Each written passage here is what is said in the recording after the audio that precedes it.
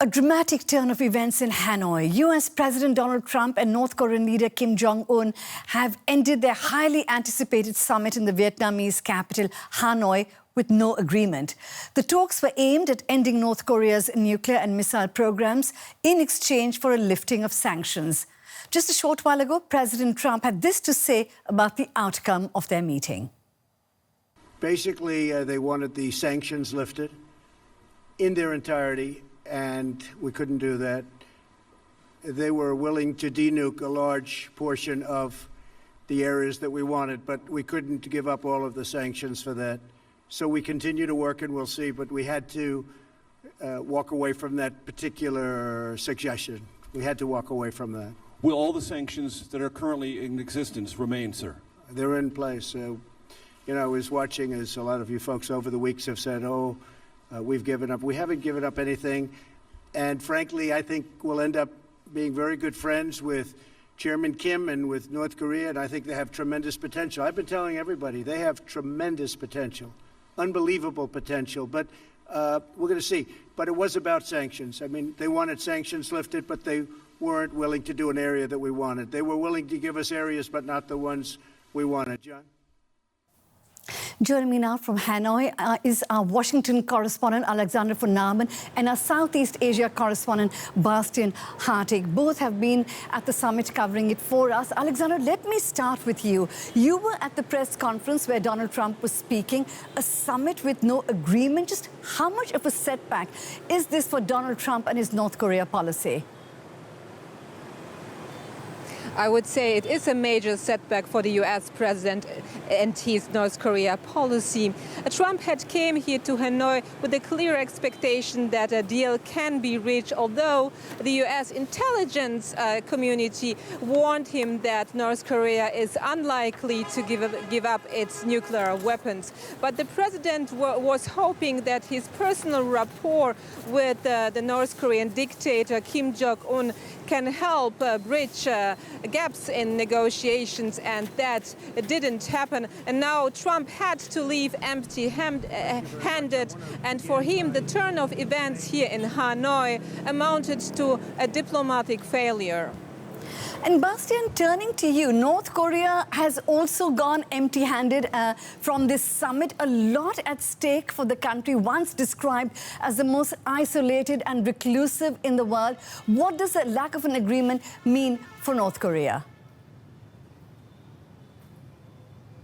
Well, North Korea obviously wanted to develop economically. That's what Chairman Kim said in the past. He says, now we're ready and we want to develop the country economically. Now, of course, that can't happen if the sanctions stay in place. And if you look across the border to South Korea, they're going to be similarly, or they're going to be disappointed for sure. I was just recently there and I spoke to a lot of people, and all the people I spoke to there literally were so optimistic and so hopeful that something tangible, something positive would come out of this summit, something that would help South Korea push their relation with North Korea to the next level. I mean, they have huge dreams in South Korea. They want to build railway lines that connect South Korea with North Korea and eventually with China and with Russia. And obviously, none of those dreams are ever going to get off the ground if the sanctions stay in place. So they're going to be bitterly disappointed. They would have definitely hoped for, they wouldn't have necessarily hoped for a huge breakthrough, but they would have hoped for small incremental steps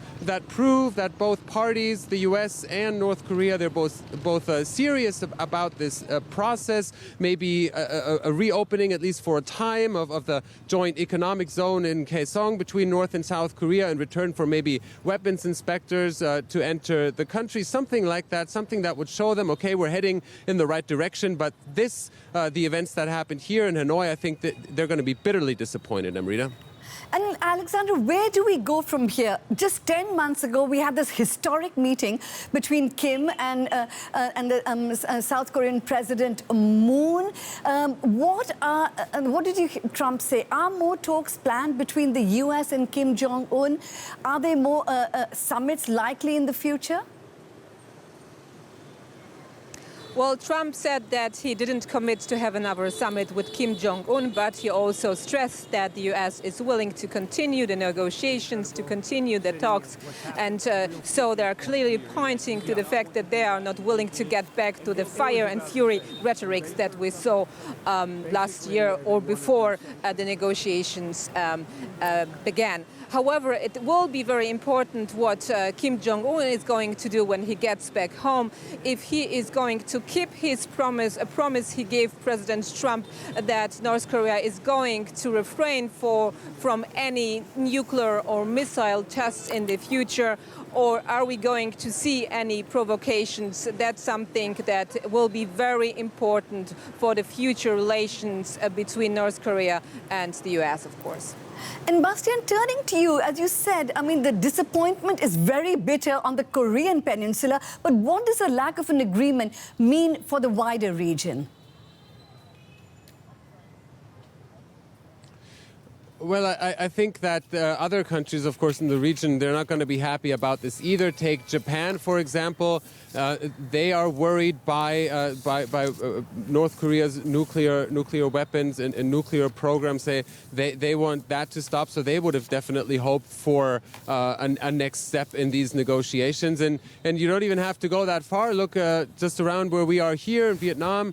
They're not directly affected by this, of course, but they would have, as a host to the summit, they would have hoped for a positive outcome to this summit as well. If you look around the city here, there's huge posters everywhere with white doves and saying Hanoi, city of peace. They would have wanted some peace accord or something to come out of this summit that would have then been connected forever with the name Hanoi and with the name Vietnam. And they were already saying, we would like to host the next summit as well, and we're really interested in that. Now we don't even know if there's ever going to be a next summit, Amrita. Right. Bastian Harting, our Southeast Asia correspondent, and Alexander von Namen, our correspondent from Washington. Both of you in Hanoi, thank you very much for your reporting. And now for some analysis on the just concluded summit. I'm joined in the studio by Hannes Mosler from Berlin's Free University. Welcome. Hannes, now we heard what our correspondents there had to say. Huge disappointment on the Korean side, and obviously perhaps some disappointment also on the American side. What is your take on the summit? Was it a waste of time? No, not at all. I mean, at this point of time, it's difficult to say, but I would term it this way. It's a half success. It's only half success because they didn't reach an agreement. They didn't sign substantial agreements.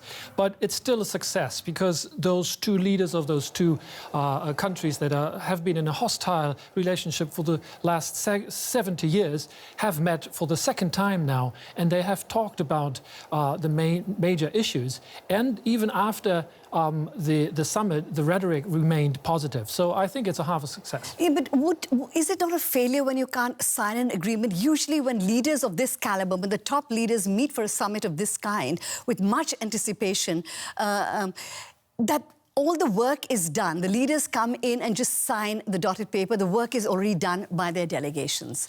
Yeah, that's what you usually would expect. But even at the first summit, I was thinking maybe it won't be that successful, as it then actually turned out to be. But because it's North Korea we are talking about here, and we have Donald Trump on the other side. So Donald Trump is always and will be always a very large element of uncertainty. So this is not a usual summit.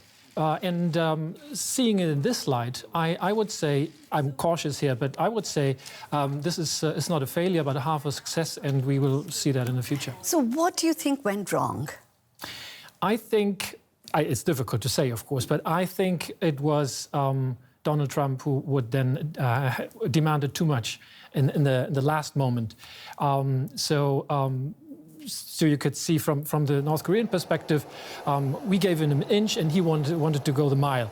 I mean, you have to be clear about North Korea. They cannot give in all at once, even a complete roadmap. That's too much for North Korea because the atomic bombs, the nuclear weapons is all they have. And if they declare that in the first place, they have nothing to negotiate with. So to be realistic, you cannot demand that, but Trump did that. But were there unrealistic expectations from both sides? Donald Trump expecting North Korea to give the only bargaining chip it has, it's a nuclear program. And for the United States to lift all the sanctions is what North Korea wanted, and that's the only kind of weapon that the Western world has on North Korea. If this was really the case, that both demanded these unrealistic aims, then, of course, that was very unwise. But I cannot imagine North Korea, because they have to be very smart, because they have not much to bargain with. So I don't think that they demanded, we give you only the Yongbyon facility and you give us all the sanctions. I don't believe that. So I think it's rather, I mean, it's both sides always, but it's this time I think Trump just wanted the big deal, the great deal, and that was the problem. So then where do you see this going, given that this summit had to be abandoned without an agreement? What does the future look like in terms of actually coming together and finding a more substantial treaty? I think that's what I said earlier. I think it's still a half a success, and they now know much better what the sides are expecting from each other. So I suppose they will have more meetings on a working level, which is also very important. Some commentators said there was not sufficient preparation for this summit. So this will be continuing, and I'm sure also North Korea will play a mediating role. But one important point here is I think the European Union and also Germany can play a very important role now since we have the situation here. Right. Hannes Mösle from Berlin's Free University, thank you very much for your analysis.